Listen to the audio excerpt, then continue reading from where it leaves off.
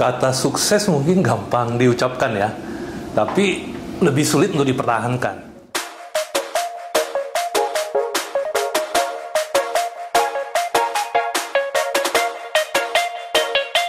Halo guys, welcome back to SB Vlog episode keempat. Perkenalkan, nama saya Nur Hakim Iswanto dan rekan Saya Tania Usama. kami merupakan mahasiswa sarjana Sekolah Bisnis IPB. Dalam menjalankan bisnis, kita perlu untuk terus berkreasi dan berinovasi di zaman yang terus berkembang. Tak lain inovasi terjadi karena ada peluang yang ada. Peluang bisa hadir karena adanya perubahan tren, kemajuan teknologi, dan perubahan kebijakan pemerintah dan lain sebagainya. Sebagai pelaku bisnis, kita perlu mampu memanfaatkan peluang-peluang tersebut untuk inovasi dan berkreasi dalam menjalankan bisnis. Ya, betul banget nih Tan. Dan kayaknya hal-hal tersebut juga kayaknya udah diterapin nih sama perusahaan yang bakal kita kulik kali ini, yaitu PT Multibuana Corporindo. Wow, apa tuh Kim PT Multibuana Corporindo ini? Jadi Tan, PT Multibuana Corporindo merupakan perusahaan induk dari Multibuana Group, yang dimana di dalamnya itu membawahi 3 jenis perusahaan subholding. Yang pertama ada PT Buana Multitekindo yang merupakan subholding di bidang produk dan solusi. Kemudian yang kedua ada PT Buana Chandra Arta Pratama yang merupakan subholding company di bidang manajemen aset dan investasi. Dan yang ketiga ada PT Buana Arta Indo Pratama yang merupakan subholding company di bidang bisnis kreatif. Wah, keren banget ya Kim. Katanya PT Multibuana dari subholding tersebut punya unit-unit lainnya ya? Yap, bener banget. Jadi setiap subholdingnya itu dia punya beberapa unit bisnis lagi di bawahnya. Totalnya itu ada 16 unit bisnis loh Tan. Mulai dari bisnis kemaritiman sampai bisnis jasa kreatif pun ada gitu. Wow, keren banget. Tapi Kim, tahu nggak siapa CEO dari PT Multibuana ini Kim? Siapa tuh? Beliau merupakan alumni S3 dari Sekolah Bisnis IPB, yaitu Pak Budi Yulianto. Oh iya? Nah, untuk S-Bers nih, kemarin kan kita udah kulik nih bisnisnya anak S1, S2. Nah, sekarang kita kulik lebih lanjut bisnis dari alumni S3. Langsung aja kali ya, Kim? Oke, let's go. Ikut yuk. Let's go!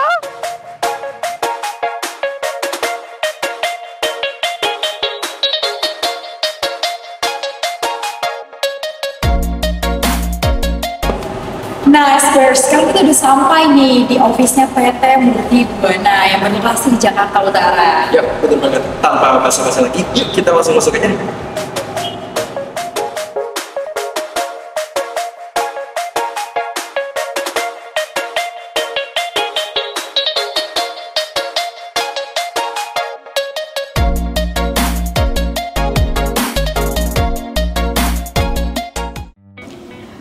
Selamat siang Pak Budi, perkenalkan saya Tania Usama bersama dengan rekan saya Nur Hakim. Ya.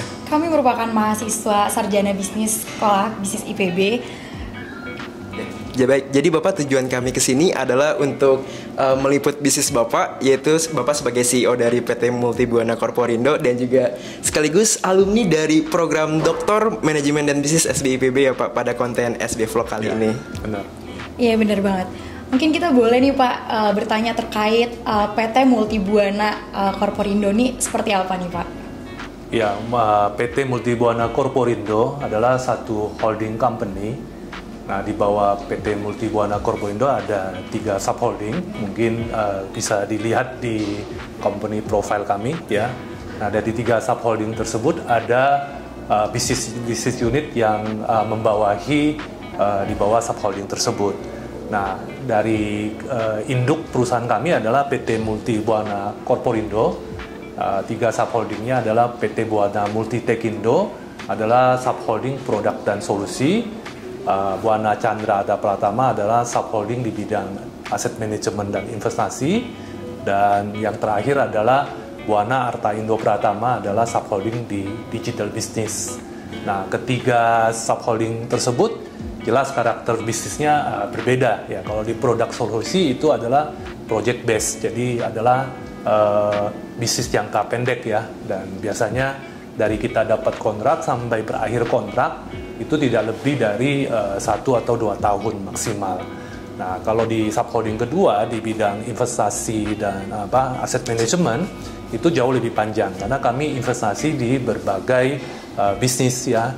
Ada di bisnis agro, ada di bisnis energi, ada di bisnis ekonomi kreatif juga yang kemarin kita juga sempat ya kerjasama dengan SBIPB untuk pembuatan film layar lebar. Nah itu salah satu investasi kami juga.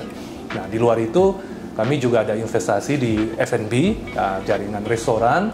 Kami juga ada di bidang e-commerce-nya di sana. Ya. Nah satu lagi di subholding digital business ini adalah bisnis anak-anak muda sebetulnya, startup ya. Ya, kami membuat beberapa platform ya. Ada platform Indobuild, itu platform untuk di bidang konstruksi. Jadi kalau kita butuh membangun rumah atau renovasi rumah, nah cukup hubungi Indobuild karena itu total solusi, mulai dari mencari tukang, mencari kontraktor, desainer sampai toko materialnya itu lengkap di sana. Nah kita juga di kesehatan kita ada platform di IndoHealth ya. Jadi kalau sekarang anak-anak muda butuh perawatan tubuh ya, skincare, nah ini tinggal mencari di IndoHealth ya. Dan ada 2 platform lagi itu komunitas dan satu lagi kita di EduStore. Kalau EduStore ke pendidikan ya, menyediakan platform membantu pelajar-pelajar untuk mendapat kebutuhan alat-alat pendidikan dan jasa-jasa pendidikan yang mereka butuhkan. Mungkin itu sekilas tentang grup kami ya. Oke. Cukup banyak juga ya Iya, keren banget ya. Iya. Jadi PT Multibuana ini punya 3 subholding yang benar-benar sangat luas banget. Ternyata jangkauannya bukan hanya 1, ternyata ada 16 unit lainnya ya. Iya. Iya benar, keren banget. Oke, mungkin kita nih dari pihak SB ada pertanyaan nih beberapa dari Sbers yang kepo banget sama Pak Budi dan juga PT Multibuana ini. Mungkin kita langsung aja ke sesi Q&A ya. Oke, baik. Sekarang kita sudah di sesi Q&A dan kali ini kita mau kulik lebih jauh lagi seputar bisnis Multibuana Corporindo. Oke, Bapak. Jadi ada pertanyaan nih. Apa yang melatar belakangi Bapak untuk membentuk perusahaan ini? Ya, jadi kalau kita melihat flashback ya, perusahaan ini sudah 30 tahun lebih. Jadi terbentuknya perusahaan ini bukan seperti sekarang ya. Sudah ada holding, subholding, dan beberapa bisnis unit di bawahnya. Tapi bermula ya saya sebagai seorang memang latar belakang keluarga saya kan pebisnis ya. Nah saya dengan teman-teman mencoba dirikan satu perusahaan ya. Kita coba kembangkan bisnisnya. Nah seiring dengan waktu kepercayaan dari customer kita, klien kita bertambah. Nah bertambah dan bidang usahanya juga berbeda. Jadi disitulah terbentuk bisnis unit, baru terakhir kita bikin subholding dan ke holdingnya. Jadi prosesnya tidak langsung seperti sekarang ya, ada holding, subholding dan bisnis unit. Jadi bermula dari dari usaha-usaha kecil ya, usaha kecil menengah dan pelan-pelan naik menjadi satu perusahaan terbentuk seperti sekarang ini. Jadi kalau kita mau mulai bisnis ya, kita nggak usah khawatir sebetulnya. Memang challenging-nya ada di bisnis. Saya selalu bicara bisnis itu adalah adventure ya, ada satu petualangan ya. Disitulah tantangannya ya. Jadi kalau kita ikut dalam satu petualangan ya pasti banyak tantangan yang harus kita lewati. Nah dengan kita bisa melewati tantangan tersebut ya kita harapkan ya usaha kita tuh akan makin maju dan berkembang seiring dengan terlatihnya kita untuk mengelola bisnis tersebut ya mungkin itu ya. Oke, baik, keren banget ya. Makanya kita sebagai pelaku bisnis perlu banget ngelihat peluang yang ada gitu, dan setiap tantangan harus terus kita lakukan gitu agar kita lebih maju nantinya ya. Dari yang kecil menjadi yang besar. Iya. Oke. Mungkin kita bisa lanjut ke pertanyaan yang kedua ya Pak. Masih terkait bisnis juga. PT Multibuana Corporindo ini kan memiliki 3 jenis subholding company Pak ya, yang telah seperti disebutkan Bapak tadi, dan juga 16 bisnis unit lainnya. Nah, ini ada pertanyaan, apakah ada suatu rantai nilai atau value chain yang Bapak terapkan ke dalam bisnis unit yang satu dengan bisnis unit yang lainnya nih Pak? Iya, benar. Jadi antara satu bisnis unit dengan bisnis unit yang lain, baik langsung maupun tidak langsung ada value chain-nya. Contoh, kita di subholding produk dan solusi. Kita ada produk mesin-mesin pertanian, ya, alat pertanian. Di subholding aset manajemen dan investasi, kita punya agribisnis. Nah, mesin yang ada di alat pertanian yang kita miliki dipakai oleh di sektor agribisnis untuk pengembangan penanaman misalnya jagung, penanaman komoditi pertanian yang lainnya. Jadi ada satu sinergi ya antara satu bisnis unit dengan bisnis unit yang lain. Nah, termasuk juga kita di subholding produk dan solusi, misalnya ada produk ME ya, mechanical electrical. Di sisi lain kita ada investasi di bidang renewable energy. Nah, itu ada hubungan langsung maupun tidak langsung seperti itu. Nah, kami ada bisnis unit juga di bidang IT ya, di subholding produk dan solusi. Kami ada subholding digital business. Nah, itu secara tidak langsung juga ada kaitannya. Jadi kita bangun satu sinergi ya antara bisnis unit yang bisa memberikan satu nilai tambah baru ya di dalam bisnis kita. Oke, berarti tadi intinya berkesinambungan ya Pak, antara yang satu dengan yang lainnya. Betul. Oke, baik. Pertanyaan ketiga nih Pak, tantangan dan persaingan bisnis yang Bapak jalanin sekarang seperti apa? Ya, saat ini kita tahu ya perubahan iklim bisnis ya sangat begitu cepat ya, dinamis sekali. Ya jelas ya, kita butuh kreativitas dan inovasi terus-menerus. Karena kalau tidak, ya kita akan kalah dengan di persaingan ya, dan juga seiring dengan perubahan zaman ya akan ketinggalan. Banyak hal yang akan tertinggal seperti itu. Nah, ini contoh sekarang kita mengalami banyak disrupsi ya, disrupsi teknologi contohnya. Ya banyak hal-hal yang konvensional udah nggak kepake ya saat ini. Nah, kalau perusahaan tidak mengikuti perubahan tersebut ya akan tertinggal kondisinya. Contoh di sektor pertanian, sekarang udah ada misalnya smart farming. Nah, semua dikontrol by artificial intelligence. Nah, kalau kita nggak masuk ke sistem tersebut, jelas pengembangan pertanian kita tidak akan baju seperti itu ya. Nah, kita di Multibuana dengan slogan kita ya, dedicated to excellence and innovation, ya kita berharap ya tim kita selalu berinovasi dan selalu memberikan output yang terbaik. Seperti itu kurang lebih ya. Oke, baik. Berarti kuncinya itu agile Pak ya, terhadap perkembangan zaman dan mengikuti apapun perkembangan yang ada terhadap bisnis Bapak. Betul, ya. betul. Baik Bapak, pertanyaan selanjutnya, kita lihat PT Multibuana Corporation ini cukup besar Pak ya. Ini ada yang nanya, apa kunci kesuksesan dari perusahaan Bapak ini Pak? Iya, kata sukses mungkin gampang diucapkan ya, tapi lebih sulit untuk dipertahankan. Kalau buat saya, sukses itu bukan sesuatu yang sifatnya permanen. Jadi hari ini kita bisa sukses, tapi ke depan bisa saja kita gagal ya. Nah, mempertahankan sukses itu yang jauh lebih penting sebetulnya kalau buat saya. Nah, kunci sukses saya pikir ya kita tetap harus bisa ya berinovasi terus ya, terus bekerja keras ya, dan yang lebih penting jangan pernah menyerah dengan situasi. Dengan itu kita bisa melewatin semua tantangan ya, apalagi bisnis saat ini begitu cepat perubahannya dan dinamis sekali ya. Jadi kalau kita nggak cepat menyesuaikan kondisi, ya kita akan kalah dengan situasi sebetulnya. Jadi sukses sekarang belum tentu menjadi sukses di kemudian hari. Nah, seperti itu ya. Kita udah banyak lihat contoh ya, banyak perusahaan yang saya sering memberikan contoh kalau di kuliah saya, Nokia. Ya, Nokia dulu kita semua tahu ya, kalau zamannya saya handphone sejuta umat kalau dibicarakan seperti itu. Tapi sekarang kita temuin nggak, sudah tidak pernah kita ketemu handphone Nokia ya. Mereka coba bangkit tapi kalah. Nah, berarti inovasi mereka kalah dengan pesaingnya. Bukan mereka nggak berusaha, tetapi kalah dalam persaingan. Nah, bisnis juga seperti itu. Sukses hari ini belum tentu akan sukses di kemudian hari.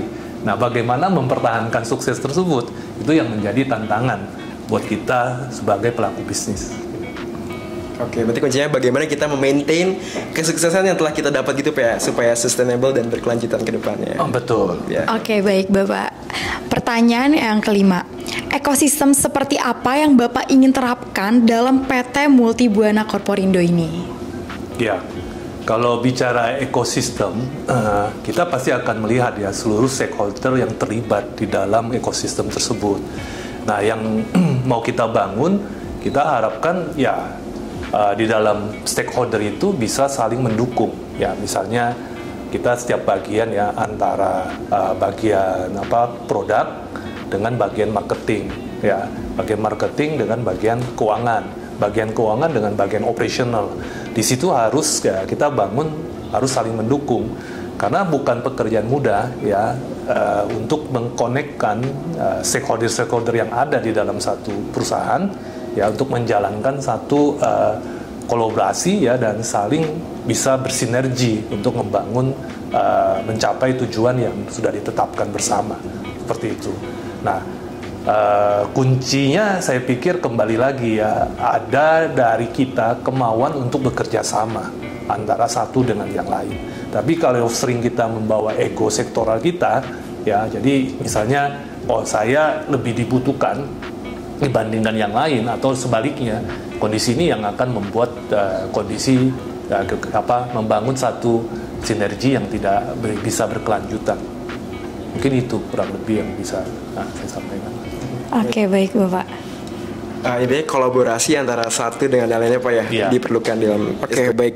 Ini ada pertanyaan seputar SB juga Pak ya. Yang pertama, kenapa Bapak memilih kuliah S3 di DMB SBIPB Pak? Ya, kalau bicara historicalnya, saya setelah lulus dari S2 di Universitas Indonesia. Nah, saya akan mencari, karena kalau bicara ilmu kan nggak pernah cukup ya. Dulu dari selesai S1, saya sempat lama berkarir di bisnis. Tapi setelah itu dapat kesempatan untuk belajar di S2 di UI. Nah, setelah jeda beberapa waktu, saya coba mencari ya untuk melanjutkan jenjang pendidikan mana yang tepat. Nah, kebetulan background saya di bisnis, saya lihat dapat informasi ya bahwa ada sekolah bisnis di IPB, dan saya coba cari tahu, dan ini saya lihat kok pas banget dengan saya, kayak begitu ya dengan saya. Dan saya coba waktu itu melamar ya, atau mengajukan aplikasi untuk masuk, dan waktu diwawancara saya ingat persis ya dari pimpinan SB waktu itu, apakah benar Pak Budi serius mau ambil S3 katanya. Nah, karena biasanya pebisnis itu sudah cukup ya dengan pebisnisnya, tidak perlu mencari ilmu lagi. Dan yang tantangannya berikutnya, yakin bisa beri waktu, membagi waktu ya, memberi waktu khusus untuk di pendidikan ini ya. Nah, jadi bisa membagi waktu, mengatur waktu lah untuk bisa menyelesaikan ini. Dan saya buktikan ya, saya bisa selesai ya, jenjang S3 ini dengan waktu yang tidak melebihi lah batas waktu yang diberikan oleh sekolah bisnis. Nah, setelah saya lulus, justru saya challenging teman-teman ya, baik di latar belakangnya bisnis, baik mereka di pemerintahan, baik mereka sekarang di wakil rakyat ya. Dan saya bilang tidak ada yang sulit kalau kita memang niat untuk mencari ilmu dan mau ya mengikuti semua program yang sudah ditentukan oleh sekolah tersebut ya. Dan puji Tuhan ada beberapa teman yang sudah mulai ngikut di program SBIPB ya, itu. Oke, mungkin next question. Menurut Bapak, apa kelebihan S3 di SBIPB? Ya, kalau menurut saya program S3 di SB ini sangat menarik ya, karena kalau kita bicara keilmuannya yang kita dapat cukup beragam ya, mulai dari ilmu-ilmu di bisnis sendiri, baik itu mikro maupun makro kita dapat, dan aplikasi-aplikasinya ke studi-studi kasus yang kita coba pecahkan. Dan kita juga ditantang ya untuk bisa menemukan hal-hal yang baru ya, sebagai novelty dalam penelitian kita. Dan saya justru tertantang dengan kondisi tersebut ya, dan saya yakin juga teman-teman yang pernah kuliah di sana juga merasa tertantang ya. Kembali ke kita ya, bisa nggak menemukan novelty baru dengan keilmuan yang sudah kita dapat di sekolah bisnis IPB ya. Oke, baik, lanjut ya Pak. Pertanyaan selanjutnya, apa yang memotivasi Bapak untuk kuliah S3? Karena kalau dilihat dari segi karir, Bapak ini sudah dapat terbilang cukup mapan gitu ya Pak ya? Ya, hal yang membuat saya termotivasi untuk lanjutan kuliah, sebetulnya kalau ilmu kan tidak pernah cukup ya. Semakin kita tahu lebih banyak, semakin kita sadari bahwa kita banyak kekurangannya. Nah, ini yang memotivasi saya untuk bisa mencari ilmu lebih banyak lagi. Sama seperti sekarang ya, saya selesai S3. Nah, saya dikasih kesempatan oleh SB untuk mengajar di jenjang S2 dan S3. Nah, di situ kenapa saya juga mau berbagi waktu saya untuk mengajar. Karena saya dengan mengajar, saya akan belajar. Karena nggak mungkin kita bisa mengajar tanpa belajar kan. Nah, dengan saya belajar ya, saya banyak tahu ya. Jadi lebih banyak tahu, dan dengan diskusi dengan mahasiswa membuat wawasan saya jadi lebih luas. Nah, sebetulnya kembali lagi, kita kalau mau sekolah lebih tinggi harus dimulai dari sendiri dulu, bukan dari pihak lain ya. Kalau kita merasa ada yang kurang dari kita dan kita pengen lebih tahu lebih banyak lagi, nah saya pikir kita butuh mencari jenjang pendidikan yang lebih tinggi. Nah, dalam aspek kalau kita misalnya mau belajar bisnis lebih detail lagi, nah SB sebetulnya salah satu yang terbaik ya di Asia Tenggara sebetulnya. Saya selalu promosikan seperti itu. Ya, kalau Anda mau mengetahui tentang bisnis lebih jauh dengan metodologi yang memang sudah mapan ya, yang untuk kita studi dan lain-lain. Nah, bisa menjadi dan SBIPB sebagai opsi pilihan utamanya. Mungkin itu ya. Baik, pertanyaan selanjutnya. Apa pengaruh SB terhadap perkembangan bisnis Bapak? Ya, kalau bicara pengaruh, baik langsung maupun tidak langsung pasti ada ya. Yang pertama, buat saya cara berpikir saya, di dalam saya mengambil keputusan ya. Nah, dengan saya mempelajari banyak metodologi pengambilan keputusan yang saya dapat di bangku kuliah SB, yang membuat pola pikir saya juga otomatis berubah. Dan saya menularkan juga ya hal-hal tersebut ke tim kami ya, tim manajemen kami, top manajemen maupun middle manajemen kami. Misalnya contoh sekarang saya diminta mengajar knowledge management. Nah, ini salah satu ilmu yang cukup bagus ya untuk diterapkan juga di dalam bisnis ya. Tentu ya, dengan apa yang kita dapat dari sekolah bisnis dalam aplikasi bisnisnya ya pasti akan berpengaruh. Itu yang pertama. Terus yang kedua, network ya. Dengan kita sekolah di sekolah bisnis, saya teman satu kelasnya ada kurang lebih awalnya 30 sekian orang dengan latar belakang yang berbeda. Di situ ada dosennya, di situ ada tentaranya, di situ ada dosen juga yang kuliah di sana ya. Ada juga yang berlatar belakang birokrat ya, ada yang berlatar belakang dari BUMN. Nah, di situ dengan begitu kita banyak dapat network-network baru ya. Tentunya bukan di bangku kuliah saja, tapi setelah kita selesai kuliah melalui jaringan alumni ya, melalui jaringan mahasiswa kita dapat banyak network baru ya. Tentunya dengan network baru kita dapat peluang bisnis juga yang baru ya. Dan di luar itu juga ya, dengan kesempatan kita juga banyak ide-ide yang bisa kita dapatkan juga seperti itu. Nah, satu kalimat yang sering saya sampaikan juga ke teman-teman, SBIP ini adalah sekolah bisnis ya. Jadi saya berharap ya, bukan saya aja pebisnis yang harus sekolah di situ, tetapi siapapun nanti selesai dari sekolah bisnis, mau itu birokrat, mau itu dosen ya, mau itu juga mungkin latar belakangnya di BUMN, cobalah berpikir juga untuk membuka bisnis ya, walaupun dimulai dari yang kecil. Karena harapan kita dengan kita membuka bisnis, kita bisa membuka lapangan kerja yang baru. Ya, tanpa kita sadari kita juga membantu program pemerintah untuk mengurangi pengangguran ya. Nah, tentunya secara tidak langsung juga bisa membuat pertumbuhan ekonomi buat bangsa dan negara ini.